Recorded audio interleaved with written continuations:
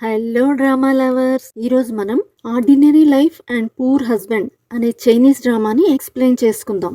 Delivery అమ్మాయి కోటీశ్వరుడికి సహాయం చేస్తుంది. చివరికి అతని మనవడికి భార్యగా ఎలా మారింది? కంపెనీ ఓనర్ అయిన ఈ కోటీశ్వరుడు తన భార్య ముందు సాధారణ డ్రైవర్ లాగా ఎందుకు నటిస్తాడు? తర్వాత ఏం జరిగింది? ఇవన్నీ తెలుసుకోవాలంటే మన వీడియోని ఎండింగ్ వరకు చూడాల్సిందే. ఇంకా లేట్ చేయకుండా లెట్స్ గెట్ స్టార్టెడ్. ఈ కోటీశ్వరుడికి బన్ను తినాలని అనిపిస్తుంది. కానీ ఇప్పుడు అతని దగ్గర డబ్బులుండవు.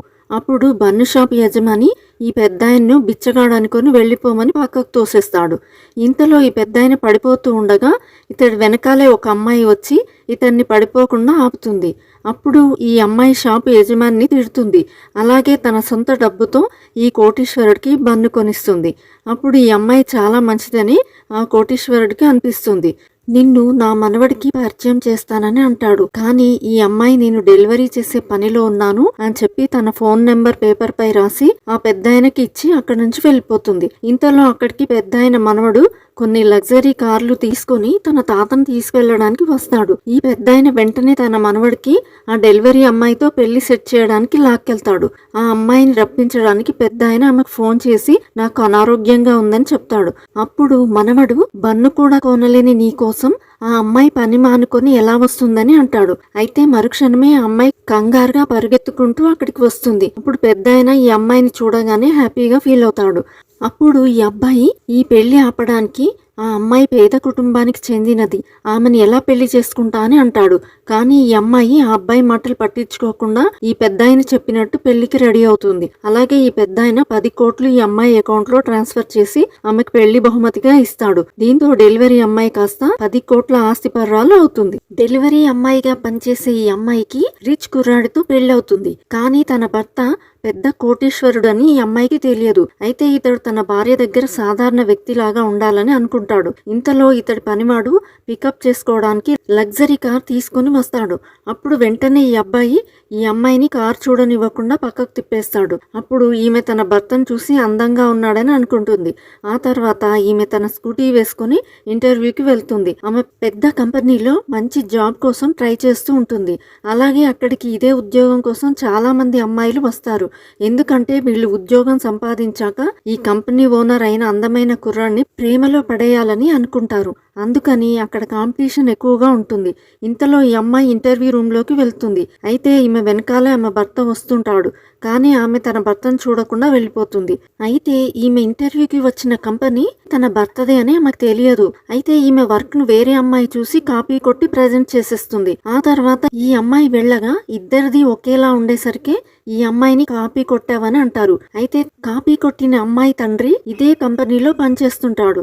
ఇంటర్వ్యూకి వెళ్లిన ఈ డెలివరీ అమ్మాయిని ఇంటర్వ్యూ చేసే స్టాఫ్ కావాలని ఇబ్బంది పెడతారు. దీంతో ఈమె బాధగా బయటికి వస్తూ ఉండగా తన భర్త అయిన ఈ కంపెనీ ఓనర్ అక్కడికి వస్తాడు. అప్పుడు ఈ అబ్బాయి తన భార్యను చూడగానే కంగారు పడి తను CEO అని చెప్పకుండా తన పక్కన ఉన్న అసిస్టెంట్ ను బాస్ అని పిలుస్తాడు. బాస్ అనేసరికి అసిస్టెంట్ షాక్ అవుతాడు. అలాగే బాస్ చెప్పినట్టు తనే బాస్ అని చెప్తాడు.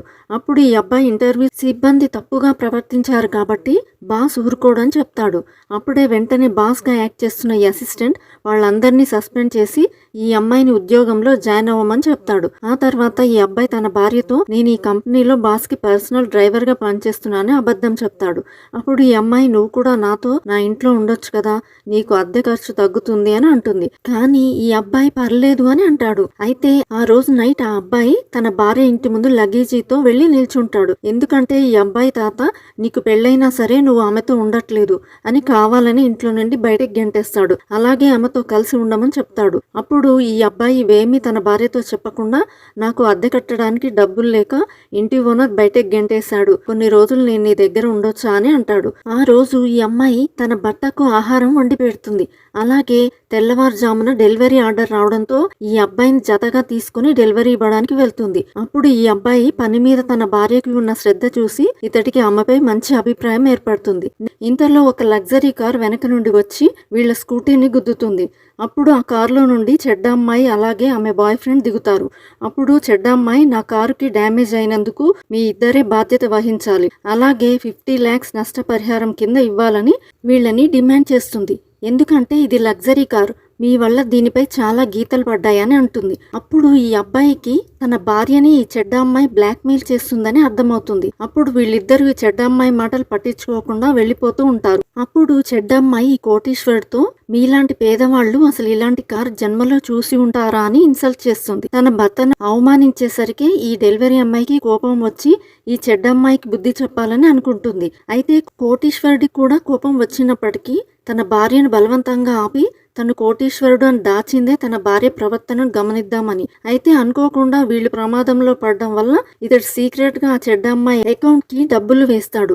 అలాగే చాటుగా తన అసిస్టెంట్ కు ఈ విషయం మెసేజ్ చేస్తాడు. అప్పుడు అసిస్టెంట్ లగ్జరీ కార్ తీసుకుని వచ్చి ఆ చెడ్డ అమ్మాయి కారుకు అడ్డంగా పెడతాడు. కావాలని నా కారుకి డ్యామేజ్ అయిందని వీళ్ళని ₹1,00,00,000 ఇవ్వాలని డిమాండ్ చేస్తాడు. అయితే ఈ చెడ్డ అమ్మాయి ఈ వ్యక్తిని చూసి పెద్ద కోటీశ్వరులా ఉన్నాడని వెంటనే ₹1,00,00,000 ఇచ్చేసి వెళ్లిపోతుంది. ఇదంతా పక్కనే ఉండి చూస్తున్న ఈ కోటీశ్వరుడు అలాగే ఇతడి భార్య నవ్వుకుంటారు. తర్వాత వీళ్ళిద్దరూ కలిసి సరదాగా ఇంటికి వెళ్తారు.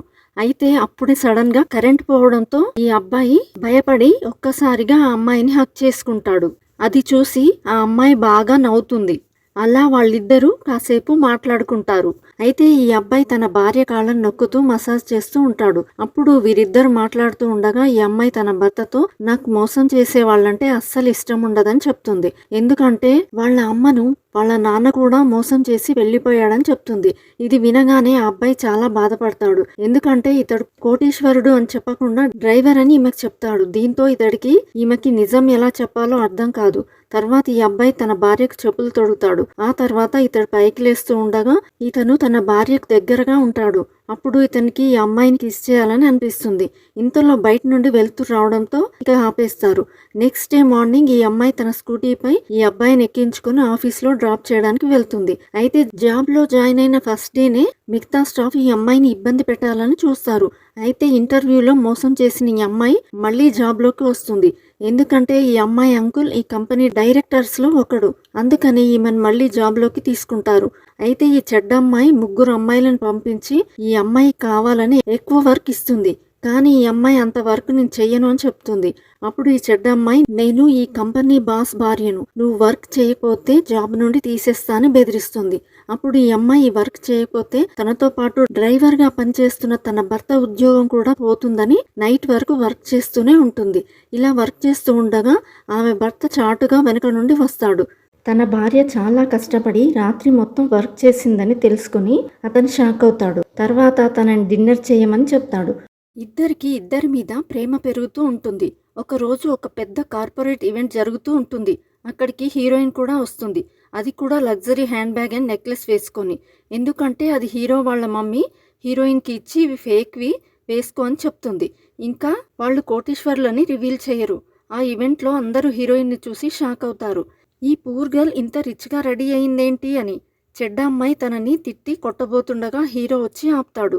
అప్పుడే హీరోనే వాళ్ళ కంపెనీ CEO అని రివీల్ అవ్వబోతుండగా మళ్ళీ అబద్ధాలు చెప్పి కవర్ చేస్తారు. నెక్స్ట్ డే చెడ్డ అమ్మాయి బర్త్డే అని హీరోయిన్తో కేక్ డెలివరీ చేపించుకుంటుంది. అక్కడ కూడా తనని చాలా అవమానిస్తుంది. అప్పుడే హీరో అక్కడికి రాగా చెడ్డ అమ్మాయి హీరోనే CEO అని చెప్తుంది. ఇది విని హీరోయిన్ షాక్ అవుతుంది. ఇంత పెద్ద సీక్రెట్ నా నుంచి దాచావా అని చాలా కోపంగా ఉంటుంది. హీరో తనకి నచ్చజెప్పడానికి ట్రై చేస్తాడు. అతని రియల్ లవ్ తన ముందు ప్రూవ్ చేసుకుంటాడు. అలా మెల్లగా ఇద్దరు ఒకటైపోతారు. అప్పుడే చెడ్డ అమ్మాయి జెలసీతో హీరోయిన్ మీద ప్లాన్ వేసి తనని కిడ్నాప్ చేస్తుంది. ఇంత పూర్ అమ్మాయివి నీకు రిచ్ CEO కావాలా అని అవమానిస్తుంది. ఇది తెలుసుకున్న హీరో అక్కడికి వచ్చి తనని కాపాడతాడు. అలాగే హీరోయిన్ని పూర్ అని కమెంట్ చేసిన ఆ చెడ్డ అమ్మాయిని హీరో జాబ్ నుంచి తీసేస్తాడు. తర్వాత హీరోయిన్కి తగిలిన దెబ్బల వల్ల తనని హాస్పిటల్లో జాయిన్ చేస్తారు. అప్పుడు డాక్టర్ తనని చెక్ చేసి తను ప్రెగ్నెంట్ అని చెప్తారు. అందరూ చాలా హ్యాపీ అయిపోతారు. అప్పుడే హీరో వాళ్ళ తాత తినే మా ఇంటి కోడలు అని అందరికీ పరిచయం చేస్తాడు. తర్వాత హీరోయిన్ హీరో వాళ్ళ ఇంటికి వస్తుంది. వాళ్ళ ఇల్లు పెద్ద ప్యాలెస్ లాగా ఉండడంతో అది చూసి షాక్ అవుతుంది అండ్ హ్యాపీగా ఫీల్ అవుతుంది. సో అలా వాళ్ళ మిస్అండర్స్టాండింగ్స్ అన్నీ దూరం అయిపోయి హ్యాపీగా వాళ్ళ లైఫ్ని లీడ్ చేస్తారు. ఇక్కడితో ఈ డ్రామా ఎండ్ అవుతుంది. ఈ వీడియో మీకు నచ్చినట్లయితే లైక్ అండ్ షేర్ చేసి ఇంకా మీరు ఏ మూవీ అండ్ వెబ్ సిరీస్ వినాలి అని అనుకుంటున్నారో కమెంట్ చేయండి. ఇలాంటి మరిన్ని వీడియోస్ కోసం మన ఛానల్ని సబ్స్క్రైబ్ చేయడం మర్చిపోకండి. Thanks for watching. See you all in the next video. Bye.